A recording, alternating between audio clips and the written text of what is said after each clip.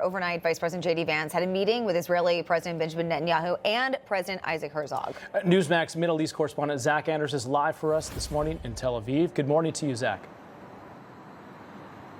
Good morning to you guys. Vice President Vance arriving yesterday morning here on stating that this ceasefire he believes is going better than he expected, and also sharing that the White House was still disappointed with Hamas's violations of the agreement and their obvious refusal to date to disarm. The Vice President joining the Prime Minister at his Jerusalem office today, with the U.S. working to increase that pressure on Hamas to disarm in line with the President's 20-point peace plan. Here's the Vice President this morning. We have a very, very tough task ahead of us, which is to disarm Hamas, but rebuild Gaza to make life better for the people in Gaza, but also to ensure that Hamas is no longer a threat to our friends in Israel. That's not easy. I think the Prime Minister knows that as well as anybody. And for his part, Prime Minister Netanyahu responding to criticism that Phase 2 of this agreement was not strong enough and that Hamas now has no incentive to disarm, having reestablished their dominance after the IDF withdrew from these areas. Here's the Prime Minister. This idea of the day after. Remember, everybody said you don't have a day after, you don't have a day after. We're just creating an unbelievable day after with a completely new vision of how to have the civil government, how to have the security there. Who could provide that security there? Again, with Israel taking care of overall security always. And we discussed that, and I think we have some very, very good ideas how to proceed. It's not going to be easy.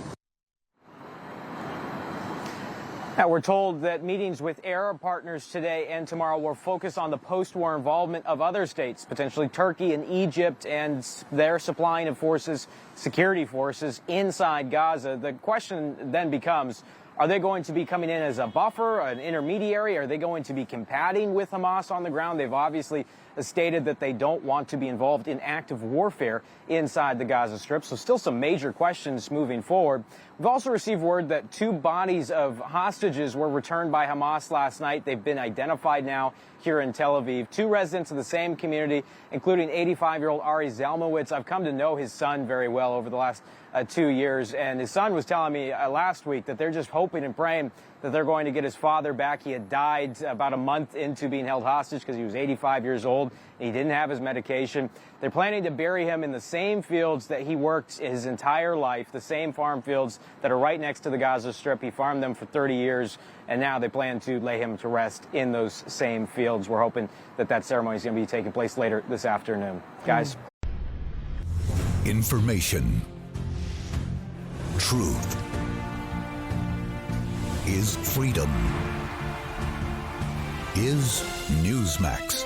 It's real news for real people.